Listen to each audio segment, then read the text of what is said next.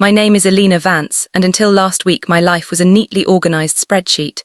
I'm a structural engineer. I live for precision, for foundations that hold. For 8 years I thought my relationship with David Miller was built on solid ground. 8 years, no ring, but a shared mortgage on a beautiful 1920s bungalow and a Labrador named Gus. David said he was allergic to labels, but I believed we were simply taking our time, anchoring a love that wouldn't fade. Last Tuesday I closed the biggest deal of my career, signing off on the design for a new city landmark. My boss, Mr. Thompson, insisted on celebrating with dinner at the Compass Rose, an exclusive spot downtown with a rotating view of the skyline. Around 5:00 p.m. I texted David, "Big celebration dinner tonight. Landmark deal closed, be home late, don't wait up." His reply was instantaneous, "Fantastic news, great timing. I told Mark I'd cover his volunteer shift at the shelter tonight. Major dog emergency, long night ahead, love you." Mark was his best friend, and the shelter was his passion. It was a perfectly normal, selfless David thing to do. It even gave me a pleasant, guilt-free excuse to wear the new silk dress I'd been saving. By 7:00 p.m., I was seated at a prime, slightly elevated corner booth at the Compass Rose, enjoying the view. Mr. Thompson was stuck in traffic, so I ordered a glass of Pinot Noir and settled in to review the final schematics on my tablet. That's when I saw the familiar, decisive cut of a suit jacket. Not David, he rarely wore a suit. But the way the man inside moved, the quick, professional gesture he used to pull out a chair for his companion, was undeniably David. He was sitting at a table directly across the room, far enough away to afford privacy, close enough that the soft, directional lighting perfectly illuminated his face. His companion was a woman I'd never met, but who possessed the kind of dramatic, dark beauty that drew every eye in the room. Her hand was on David's arm, not a romantic gesture, but a proprietary one, as if she were guiding him through a negotiation she had already won. My heart didn't flutter or drop, it just stopped. Frozen. I watched them for a full minute, waiting for some rational explanation, a chance meeting with a shelter donor, a professional favor. But David was laughing, a deep, relaxed sound I rarely heard him make anymore, and the woman leaned in, whispering something that made his face flush with genuine pleasure. Then the final, undeniable moment. She reached across the small table and took his hand, lifting it to her lips. She kissed his knuckles, slow and deliberate, before placing his hand back on the table, their fingers intertwined. It wasn't a passionate display, it was worse, it was comfortable. It was the quiet intimacy of people who had been doing this for a long time. My training kicked in. As an engineer, when a structure fails, you don't panic, you isolate the damage and secure the site. My hands, surprisingly steady, reached for my phone. I zoomed in, stabilized the shot, and captured the image. David, smiling, holding this woman's hand under the soft glow of the restaurant lamp. The timestamp was the proof. I opened our text thread and typed a single, cold line. "Hope the emergency dog is okay."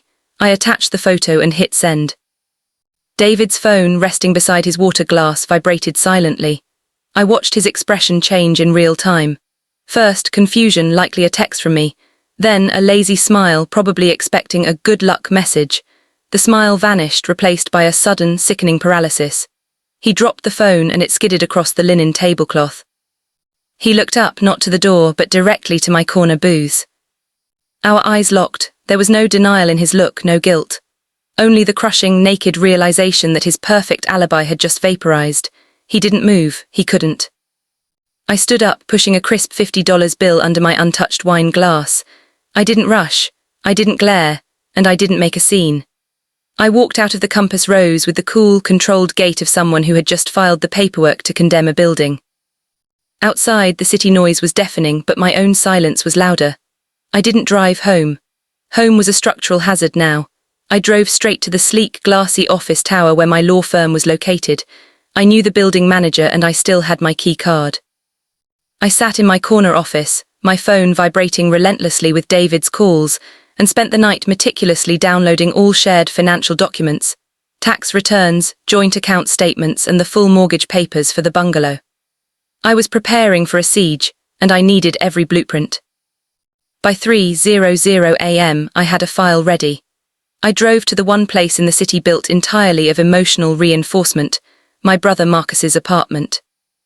Marcus opened the door, took one look at my face, the face that never showed weakness, and pulled me inside without a word. I collapsed onto his sofa, and for the first time since I saw that handkiss, I finally allowed myself to tremble. "Tell me," Marcus said simply, handing me a glass of whiskey. I told him everything. When I finished, he didn't launch into a tirade or a sympathetic speech. He just looked at the wall, then at me. "Elena," he said, "this is not a mistake. This is an engineering failure. It means the materials he used were faulty from the start." The next morning, I called my lawyer, a sharp family law specialist named Cassandra Lee. I handed her the photo and the binder of financial records. "He tried to pass it off as a dog emergency while he was planning to dismantle your life," Cassandra stated, her voice tight with professional outrage.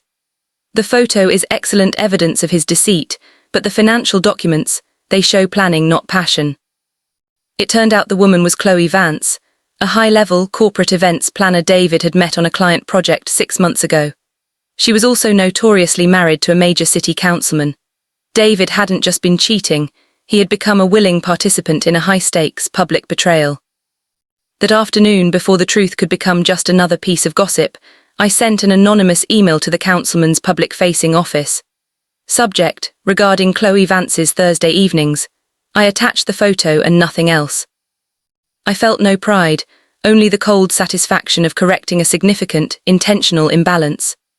The blast radius of David's secret was about to get a lot wider than our 1920s bungalow, and I was standing safely outside the demolition zone, waiting for the dust to settle.